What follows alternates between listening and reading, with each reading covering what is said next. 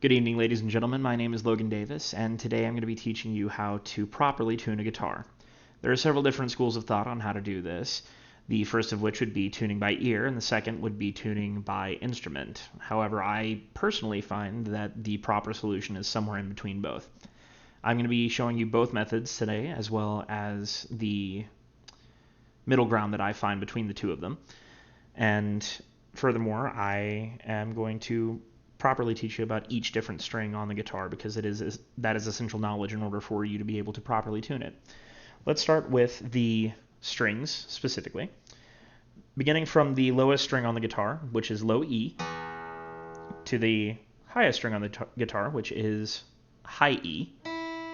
You can kind of tell that it's the exact same note, just in a higher octave. So you have low E, high E.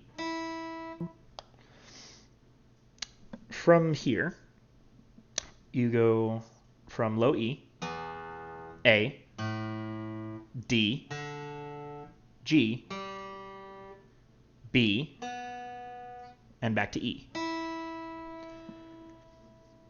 And each of these needs to be tuned properly so that they will harmonize correctly with each other. Now, for tuning by ear, you usually like to make sure that the guitar is in the proper starting space. Most people would prefer to do this using a tuning fork, which is a specialized tool that naturally resonates at the frequency that is specific to the note that you're trying to tune to. However, I unfortunately do not have any tuning forks here, so I am currently going to be using a tuner that you can download on any smartphone. And whenever I first start here, you can tell that E is just not quite where it needs to be.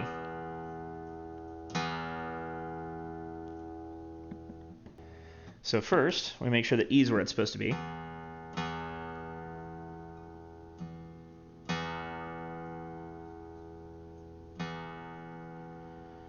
And if this is in the right spot, then it'll fit right in between those two arrows and be green.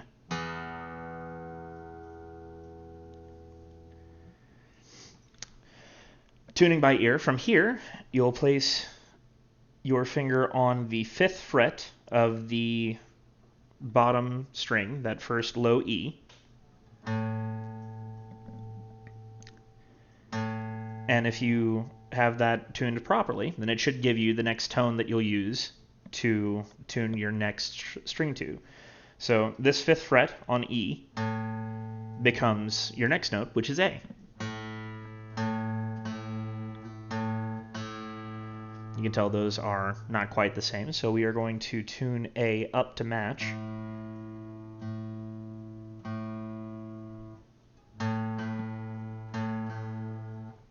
And then from there we go further up, right? So A becomes D. And that's not quite right, so we're gonna bring D up a little. Perfect. Use G.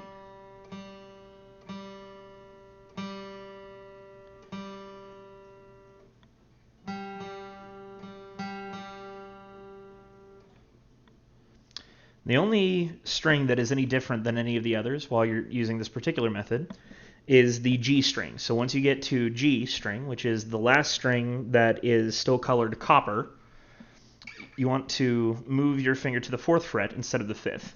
And so from there, it's not quite the same, so we're going to bring that B string further up.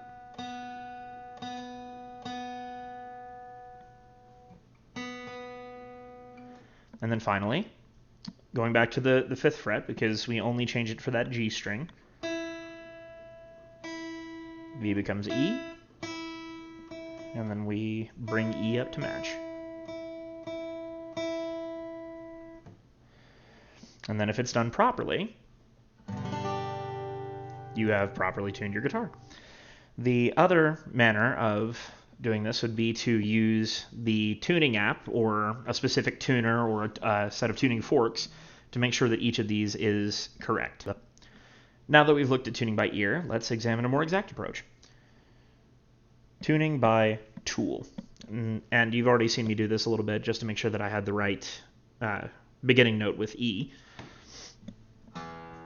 So beginning with that E. This one says that I'm already there.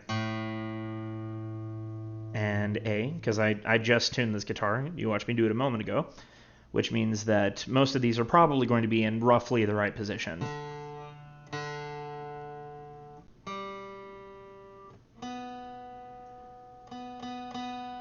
So this one's just a little sharp.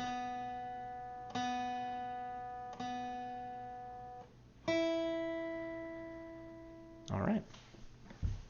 And that says that that is all perfectly tuned. Now that we've seen both methods, let's explore a little bit about how they can work together. So I always like to double check this after I have tuned entirely using the tuner to do so. Mainly because every once in a while you run into a guitar that works just a little bit differently. Each guitar is its own instrument, and as a result, they have a tendency to work differently whenever they are tuned. In particular, I know for a fact that this Ibanez guitar that I'm using always has to be tuned just a little bit lower on the E string. So whereas my tuner will tell me that this is a perfect E, whenever I employ the first method that I taught you, using the 5th fret on the E string to find A,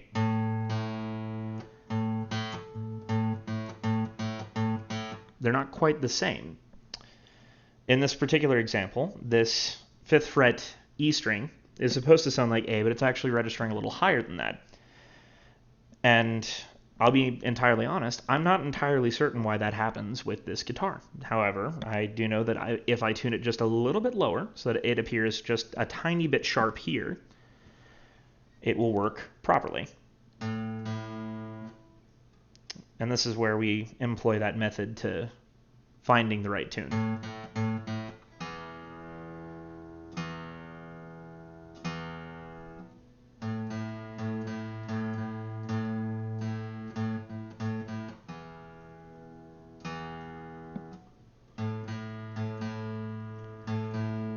And there we are. Perfect. So after you have tuned properly, regardless of which type of process you use for this, it's important that you go back and double check for any slippage. So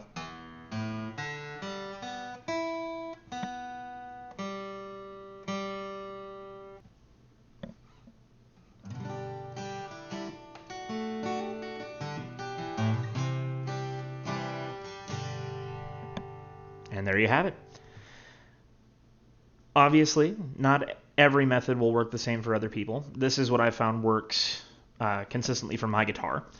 And each of my guitars is different. I have 2 other electric guitars that I have to tune just slightly differently for them, as well as another acoustic that also works differently from the Ibanez that I'm using in this video. Bottom line, if there's anything that you need to take away from this, it's that you need to use the tools available to you to find a method that works consistently, whether that's just tuning by ear, tuning using a piano that's nearby, a tuning fork, or just one of these tuners that you can download for free off of the App Store, or some method of all of the above. It's important that you find something that will work consistently for you. The other thing that you need to work on specifically and make sure that you are fostering as an ability, if you are planning on actually making a full go of learning to play and continuing to care for your guitar, it's that you need to continue tuning every day to properly maintain your instrument and improve your skills. And with that, that's everything that I have to teach you today. I hope that you come back to see me sometime. You have a wonderful day.